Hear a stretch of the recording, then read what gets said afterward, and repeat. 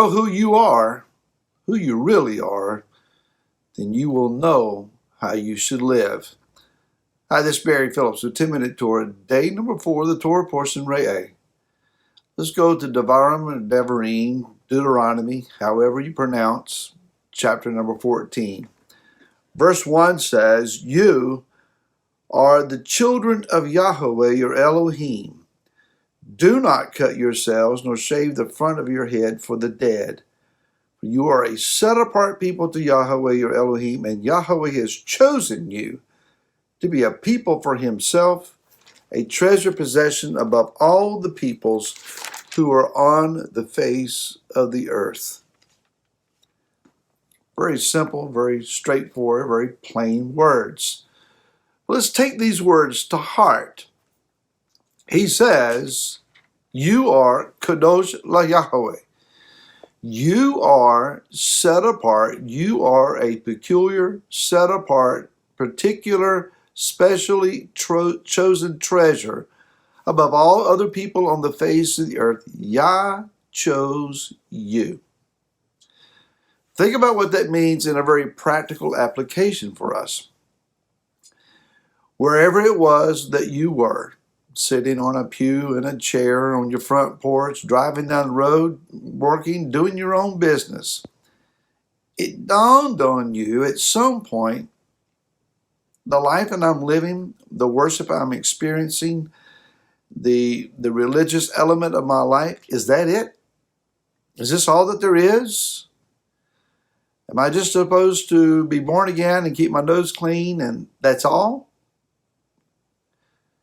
It is the pursuit of that answer that has led us to where we are right now, realizing the Word offers us more, and there is more to be done.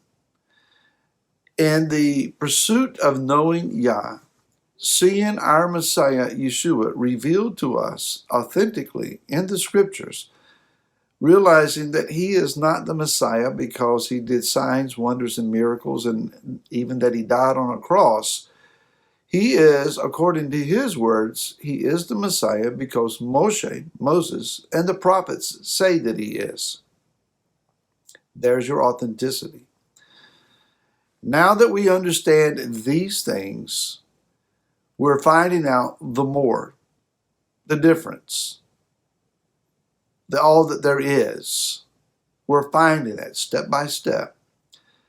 As such, as we seek him, as we follow him in his commands, we realize that the word and the application of the word being inscribed upon our hearts and upon our innermost beings by the Ruach HaKodesh, the Holy Spirit, is producing in us a set-apartness. We're being called out of mainstream world values, world systems, world perspectives. But even more so, we're being called out of religious systems as well. It's one thing for those who are the rank and file members of world society, however they demonstrate their living, to look at us and kind of wrinkle up and say, you're not like the rest of us, are you? But then for those that, they have religious observance, they read the word, they pray, they worship, they go throughout their settings, and they look at us and can't figure us out. What's going on? We're more than oddballs. You are set apart to Yahweh. You are being set apart to him.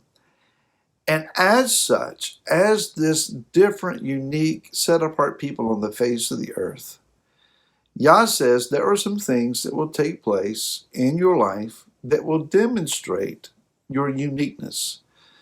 Number one, he says, when there are those that you love who pass from this life on to the next, we do not mourn death the way that pagan societies around us do. In ancient cultures, it was customary to cut yourself, to bleed yourself, to deform your body, to cut off fingers for the dead, to tattoo your bodies for the dead, to harm yourself as an act of severe mourning. Yah says, don't do that. Don't shave your heads. Don't make bald spots on your heads. Don't deface or deform your bodies as an act of grief.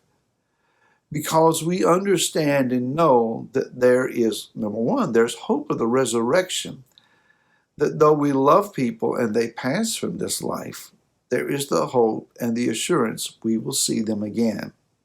Not in some dark, morbid afterworld, but again alive, fresh, new, rejuvenated with a resurrected body in the kingdom.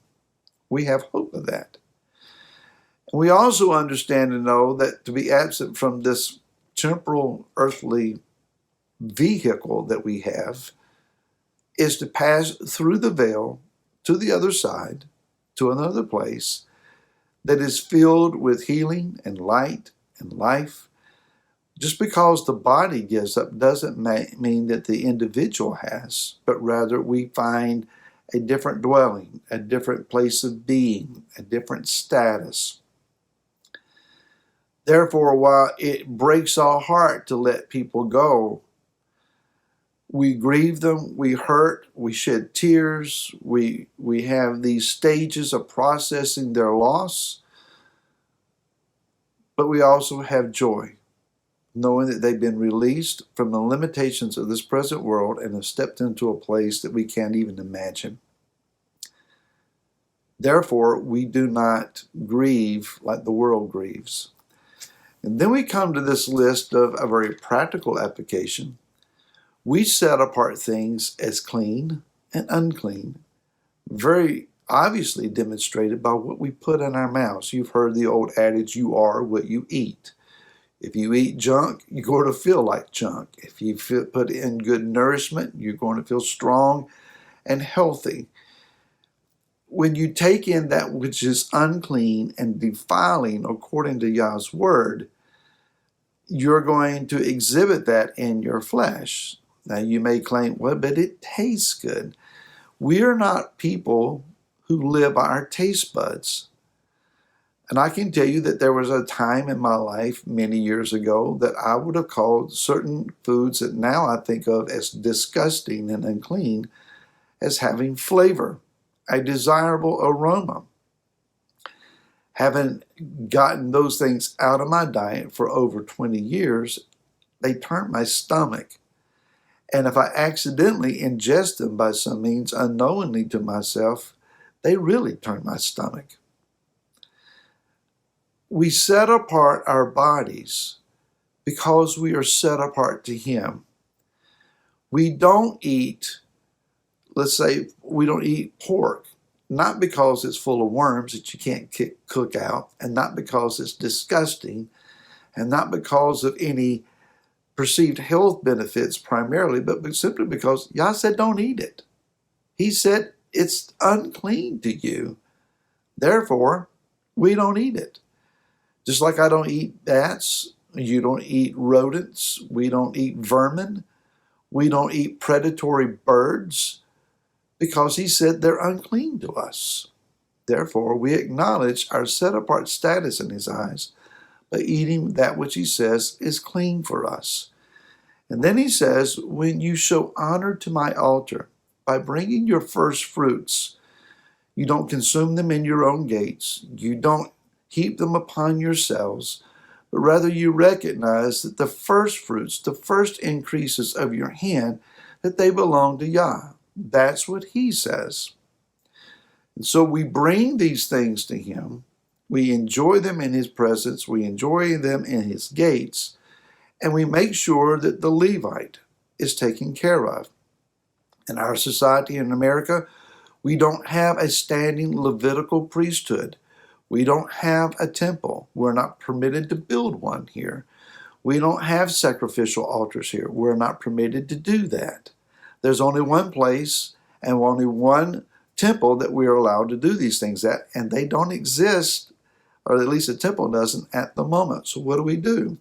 Those who function as Levites, we take care of them and we honor them for the work that they do, teaching and training us in the Word.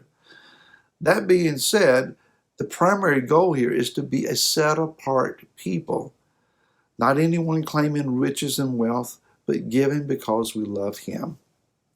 Be set apart. We'll see you again tomorrow. Till then, shalom.